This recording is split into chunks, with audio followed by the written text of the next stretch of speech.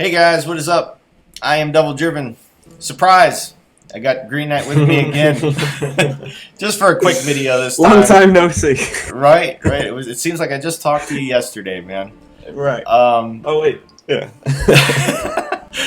but yeah, I just was picking his brain on Syndicate, see what he was thinking. This was the list you created originally, and we just did a couple quick tinkers to it, and Yeah. it seems it's the same deck, just a couple of tinkers, right? Yeah, it seems to really crush it's just the amount of points you put out per turn, especially if you can get your bounties timed right. It's just mind blowing to me, man. It's just even the nerf to Caleb, it's still like they have to choose like which poison do they want to pick. Do they want to get rid of this? Okay, well I still got brother on the board. And it's like, that's part of it, right? Like you've got multiple threats that that your opponent would like to answer, and maybe they can't. But Caleb's so strong because he hits such good value immediately, right? Like if you set up a bounty on a 5 and then you kill that 5, he's a 10 for 8. Like even if they answer him. yeah. Like even if they've got some movement or a removal saved waiting, like he's still going to be 10 points for 8 provisions, which is just crazy. Yeah, and if they can live up to their promise of bringing up all the bronze cards up to this level for the other factions, this game is going to be nuts. It's going to be crazy. Well, man. I look forward to it. Like, yeah, I mean, I have, people like, I'll put a Northern Realms, or I'll put a video up, and they're like, when are you going to play Northern Realms? And it's like, I feel bad for telling them, like, okay, I can play this list, but I mean, I know that it's not going to beat this, or this unless you like draw perfectly. It's just, it's nice playing Syndicate and Skellige, and to an extent monsters as well. When in round 1 you might have a lot of bronzes in hand, but you still sat there thinking, I can win this round. Right. Yeah, it's just with some of the, like, if you play like say Hensel and you just draw poorly, like it's just gonna be, it's brutal to watch, man. You just watch people play, and it's like you feel bad. I feel bad. Like I want Northern Realms to be good. Like I loved playing Northern Realms in beta with Ronvid and all that other stuff. It was just I'm a big Northern Realms fan. Like that was the first faction I played in Gwent. I loved playing it, and man. I've got the most games played with as well. But yeah. But now, like, I just don't enjoy it because I just get my ass handed to me. It's like, Tell me about it. Tell me about it. Like, I don't want anybody to see my NR score this season. Let's just put it that way. Everybody's on Blakewent.com we'll just say I tried and failed.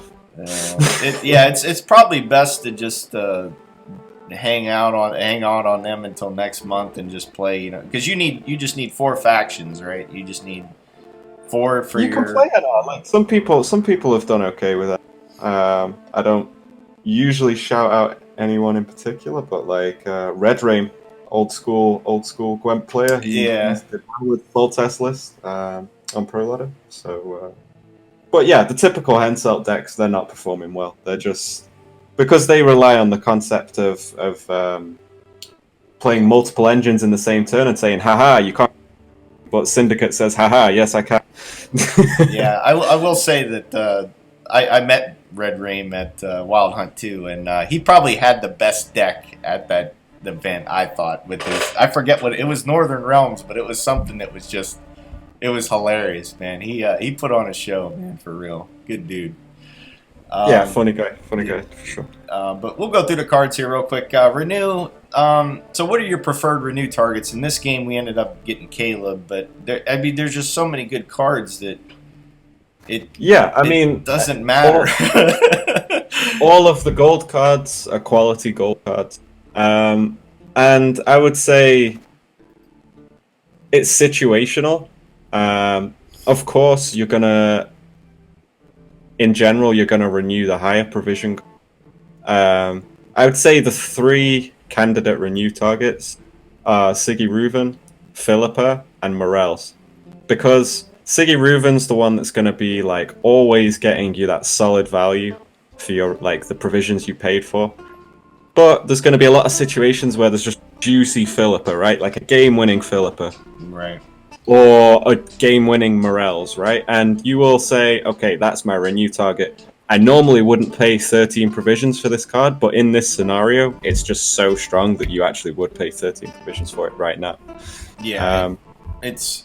And then, and the same is sort of true for the 8 provision cards as well. Sometimes you just need a spender, particularly Ewald, to kill some stuff. Sometimes Horst as well. Sometimes boosting your own side of the board can have like can be strategically like winning, right? Right. And Caleb is just Caleb, right? He's insanely good, so yeah, it's he's never going to be a bad renew target. Just before we get into the comments in the comments section, Horst goes on ranged. Yeah. Horst goes on. I meant to click on the damage brother, but I clicked on the boost brother, and I put him on. I mean, it was a victory anyways. We had to give the guy a chance, right? Like, yeah, holy shit. But yeah, it's just a nice card. Ziggy Reuben, just a nice way to get your Flying Redanian out early, if you have to, or if you haven't round 3 or not round 1. Yeah, or round 3 you don't even feel bad about it. It's just a great card. It's just it's giving yourself a full clip of coins. And with the cards that don't have like timers on them, I mean, even Morlise, we got a good play with Morlise on it. It's like it's just he's just so good, and I hope you are right that he is the 6th leader. It seems like that's where it's going to be, but I mean, that would be my guess. I'm still thinking it's going to be the hooker chick, but I'm going way out in left field. Black hole stuff. I have no secret information that it is that leader, but that's just purely my guess. It all makes sense though. Bincy, the little halfling that could. This card is bananas with Gudrun. They're just best friends together.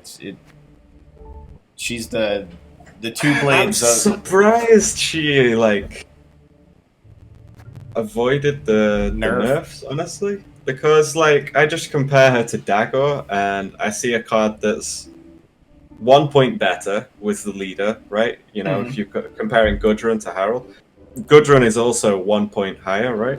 Right. It seems like CDPR evaluate coins less than points, which I guess is fair, right? Because you do need a way to spend them. Yeah. But you're always going to build your deck, or you should be building your deck with enough ways to spend your coins, right? Yeah. And coins are often just worth more than 1 point. Like 1 coin does not enough. So I don't know. It just seems very, very strong. And and then she's about the same strength as Dagor, right? She'll come out at 13. Dagor will be 12. But it's the potential to grow, and you'll see it in the game we just played. Yeah. Oh my god! Like, and then when do you see a Dagor grow that big? Unless you've built like a deck that's absolutely all in on like great swords or something, and you've got like rain and Regis and spears like and Regis. Yeah. Unless you've built your deck around it completely, then. But Bincy can just, if she's not answered, like she'll just quite happily grow to 20 or 30 or 40 points. Right. The Flying Redanian, if you're playing Gudrun, you're playing the Flying Redanian. I can't wait for this card to get a premium. It's going to be so good. Philippa, like you said, it's a nice it's the yoink play, quote unquote. You just now would you consider Philippa better than Muzzle, or do you think Muzzle's better? Yes, because you get points. Because like there's so many times where like your opponent plays something that you don't want them to, right? It might be a 3 strength unit, it might be a 4 strength unit, it might be an 8 strength unit, but Muzzle only gets its like insane value on a 5 strength unit, right? Right. Whereas Philippa's flexible. If she hits something bigger, then it's a bigger swing, and you steal something important. If it's something smaller, then okay, the swing's not as big, but you didn't have to invest as much. Whereas, like, if you muzzle, like, say you want to muzzle a harpy egg, for example, it's like, sure, you denied them their death wish, but you had to play a 6-point muzzle, right? So you lost some points yourself. But that, and it's not locked.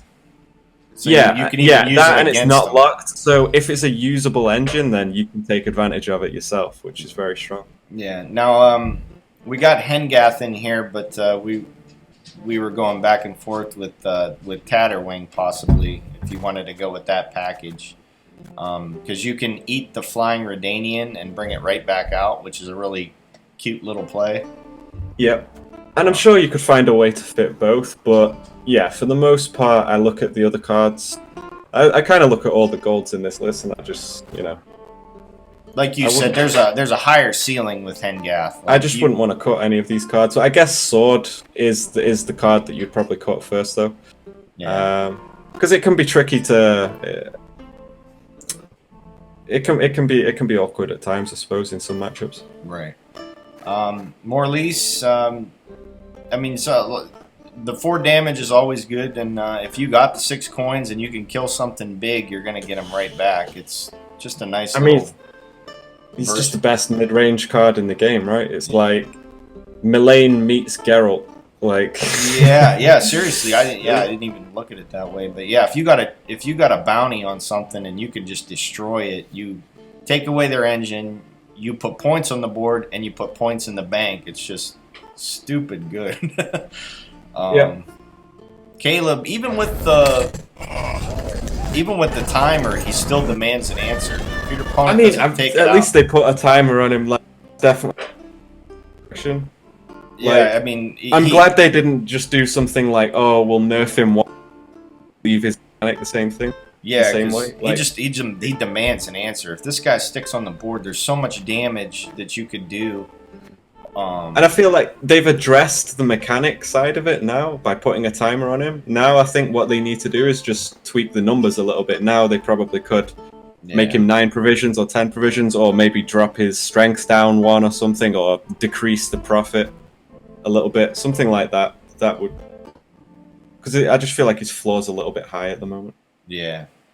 The brothers are still auto-include. They're just too good. They brothers are great. Like even at 8 provisions, they're just they're gonna get it. It's gonna happen. At 7, they were too good. At 9, I mean, you'd probably still play them at 9.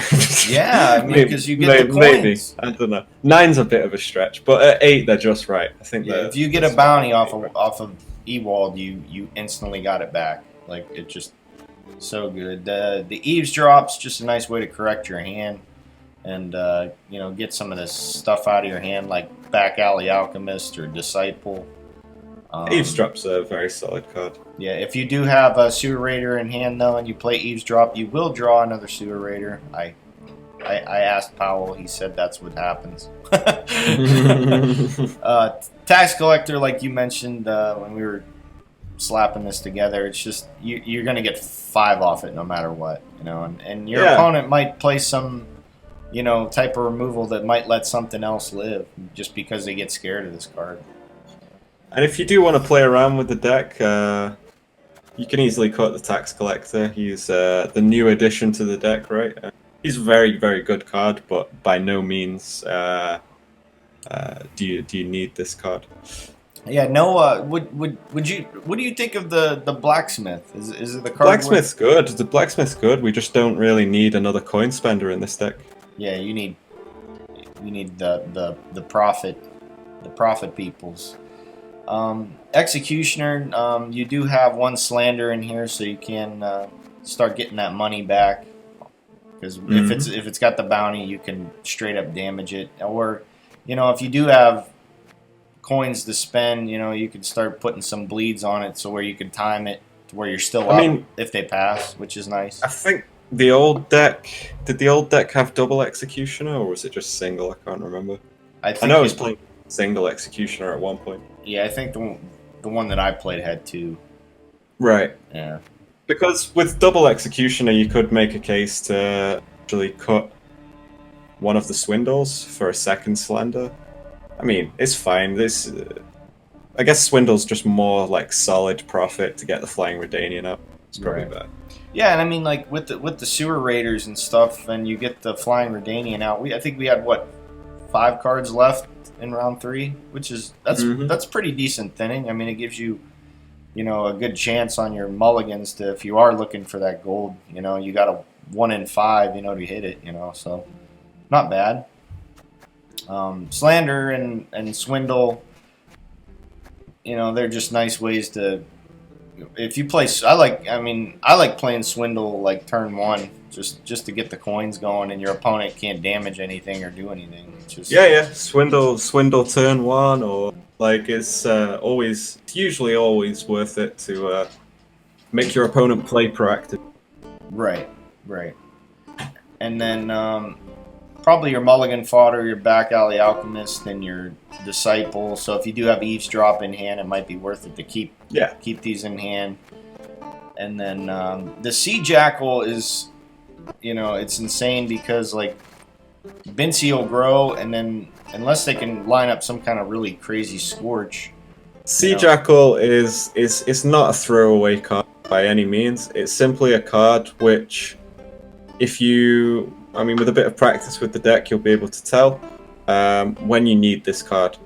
The thing I really like about it is it doesn't have profit attached to it. I know that might sound strange, but that it's balanced around not having a profit attached to it.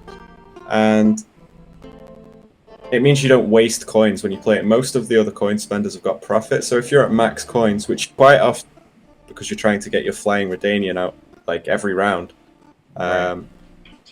it's not that you generally play this card at 9, and then you use it a couple of times, and you just get that immediate value from it. Yeah, I love it. I think it's a great card. It's a nice card to where you can. And, you're not worried about him playing tall, really, unless your opponent playing multiple tall removals. It's always going to be better for them to take Geralt on Bincy, usually.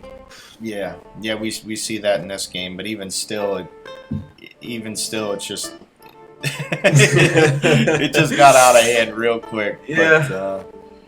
But yeah, that's the list. Here's a game, guys. Once again, just thank you, Green Knight, for hanging out for one more game. No, it's a pleasure. Thank you for having me. You just like beating up on these low rank players. Is what it is. No, not at all. What'd you take me for? But all right, here's a game, guys. We'll see you at the end. I've got the Crimson Curse one, like the first Crimson Curse one, the red one. Yeah, that one's wicked. Ooh. Now, I've been seeing a lot of Unseen. Is it just because of Syndicate and they rely on killing things? I've not seen them on Pro Ladder, I'll be honest. They play it like crazy in the Devil-driven ranks. We got a lot of... people play all kinds of weird The Alchemist? Let's have a little think here. Or we can eavesdrop it. We can kick the Alchemist. Alright, we stopped there, huh? Maybe the... Oh, no. So we wanted to keep the Fire Disciple there because that's just a good eavesdrop target. So we just swindle so we can get out our sewer raiders? Yeah, I guess we swindle. Because it never fails. If I eavesdrop one of the cards, I draw one of the sewer raiders. It's just like, it's a given. Harpy egg. So now we thin the lads. Longships are overrated. And if he was planning on playing Rod Fiend, it trades down a little bit with his leader ability, which is cool. Okay. So, how much do we value this slander? It's actually kind of good. Alright. So let's just eavesdrop the egg, huh? No, the 4-point dude. The sea jackal? Yeah, so we just eavesdrop here. It's Okay, and then we chuck the sea jackal. That's it, huh? Okay.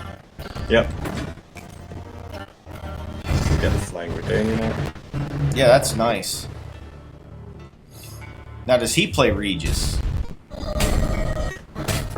Okay. So how do we catch up? I mean, the brother does really well. So what we can do is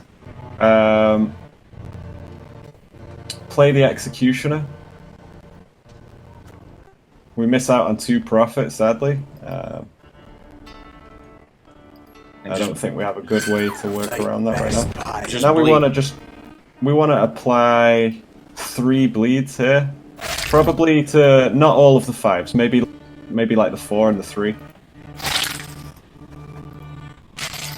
And then we want to TA it. Yeah, he might have another. I mean, it will most likely die if we don't.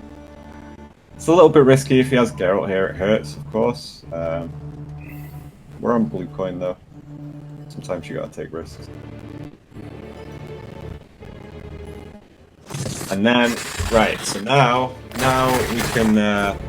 we can slander one of the 5s, and then we just we get that bounty chain going.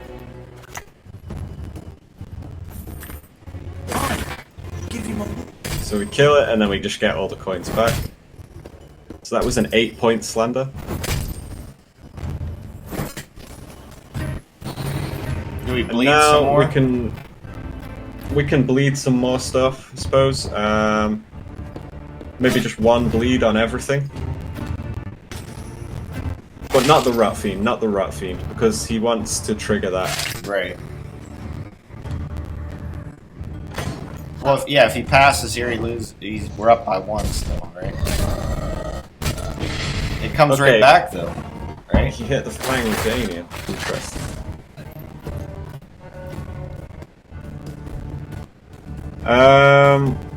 I mean, we could get it back out, right? If we just eavesdrop. Yeah, it's 9. What are we getting rid of? The Whatever. issue is it only gets us to 11, right? Maybe we shouldn't do that. We need some points. I guess we have to play Caleb. Like, we can renew him, right? We haven't played any cards, really. So we're hitting that 4, right? Yeah, so we just set up some bounties on the 4s. And then we kill. Wait. Before you do the second one, he has a cooldown anyway. Yeah. So we just kill the 4.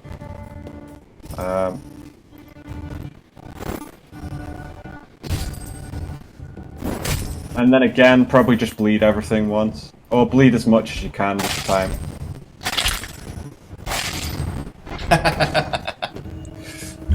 Woo! Predatory dive. Oh, we pass, right? This is our pass? No, we can win the round, right? Why pass? I mean, playing the boost brother here is not really a commitment, right? And we killed the Maybe 3? I'm wrong. No, so we use, or we could even... I think the sword's going to be really bad in this matchup, so if we have to bottom deck the sword, it's not the end of the world. We could just eavesdrop here. Like, the sword is going to be... I predict it's going to be bad. Remember. And are we killing this 3? So we just chuck the sword here. And And then we put a bounty... No, we put a bounty... yeah, we kill the 3, kill the 3. In fact, we just clear his board, right? No, we wait. We can put a bleed on this. Yeah, that's fine. That's crazy. There's so much to mean- do in a single turn. It's... Woo! Okay, so he passes. We carry over 2 coins, which is pretty nice. That was a nice little machine gun that we had there. Oh yeah. and now we get the long round, which is I think what we want.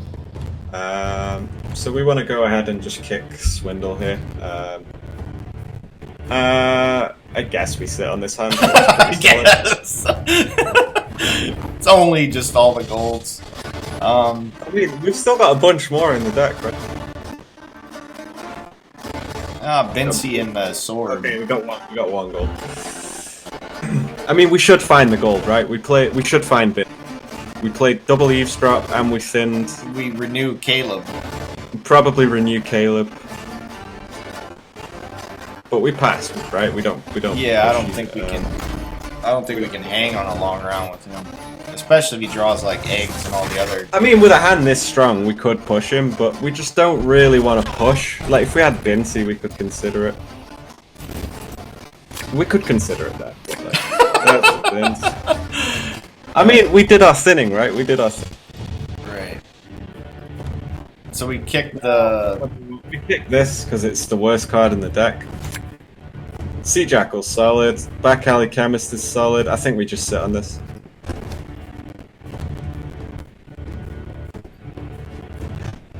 So off the bat, we just use Ziggy, right? No. You wanna go Bincy off the bat, right? Because he might have another predatory dive, right? Yeah, I was gonna say he might have predatory dive. He might have the Manticore. I know this is the low ranks. If I was playing on Pro Ladder right now, I'd give my opponent some respect and say, "There's no way in hell you're playing 2 predatory dives, right?" Oh wait, no, the Flying Redania comes out. It blocks the predatory dive. It's fine. So we just play Bincy and then we play Leader.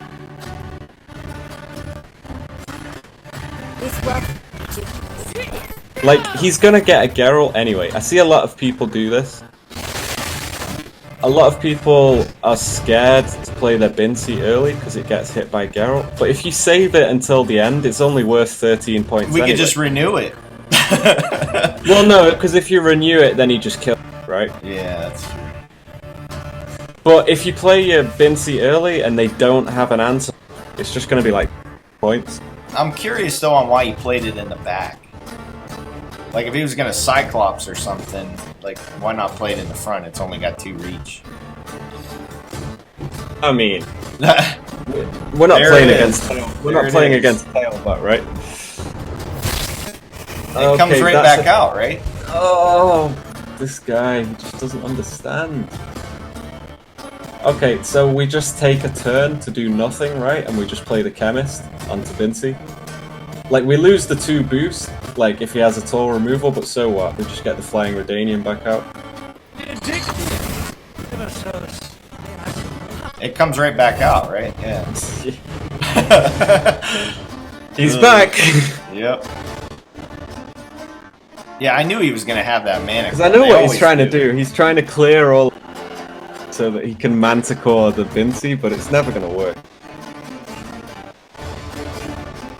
We could just steal it next turn. Okay. We don't have to steal it. There might be a better steal. I think we play Sea Jackal here, and we use 2 boosts.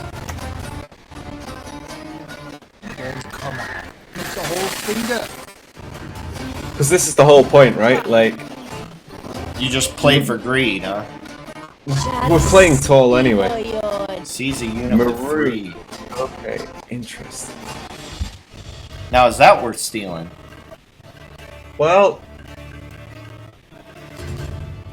if he Chiron's everything, He's the gonna... thing is we don't have a 3 on our board. Right. And we can actually use Horst to prevent ourselves from ever having a 3.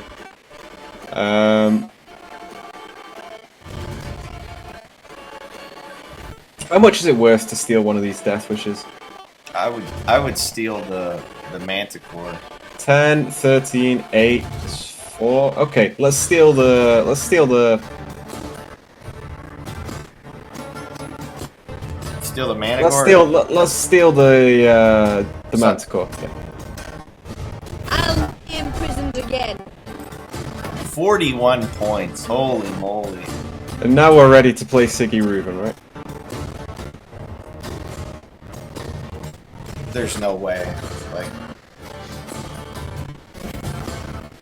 That's it. Okay. Poor guy. We just play Siggy Reuben and he loses by like 1,000,000,000 points. Prior experience. Holy Trigger the dude a couple more times. Oh, once more. Yeah, there we once. go. Because you get 2 profit here and 2 profit here. And then...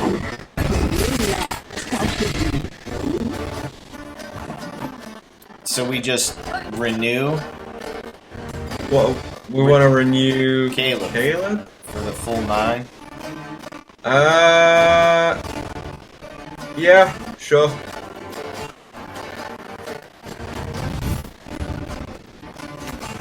And we just put the...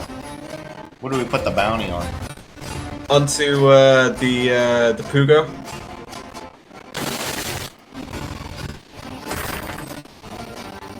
That's it, And right? you know, yeah, and you know what we're gonna do next turn, right? Just nuke it with the... I mean, we can nuke it with. Holy cow. We can nuke it with Morel. Oh, for the full 6? Mm-hmm. Oh, man. Wow. I almost feel bad. Turns my God. Pay the tribute. Holy shit. Oh my god! Well, we lose 35 if he has Geralt, right? Yeah. You might want to clip this or something. Holy. So now we trigger the Jackal once, and then we play either brother. Doesn't matter which. Ranged. No! Oh. You ruined the. What's his last card? Geralt. It doesn't Okay, even matter. yeah. But this is the point, right? This is the point. Okay. Holy cow. It No. doesn't matter if they have Geralt because your Sea Jackal's gonna be huge anyway, right? Oh my god. Dude, that's... That was insane. That was like a BM brother. Yeah. It's kind of sick, right? I still think Syndicate's pretty overpowered. Yeah. Yeah, that's the video for today, though, guys. Green Knight, thanks for hanging out for one more video with me, brother. I appreciate it, man. What do you like? Out of all the leaders, this is the one you think's the best, though, right? Yeah. For sure. I mean, they're all good. They're all good, and it's hard to say which is best. Right now, I'm most convinced by Gudrun, but she's counterable. Like I've ran into her.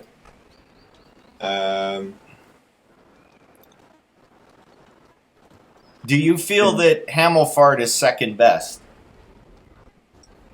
I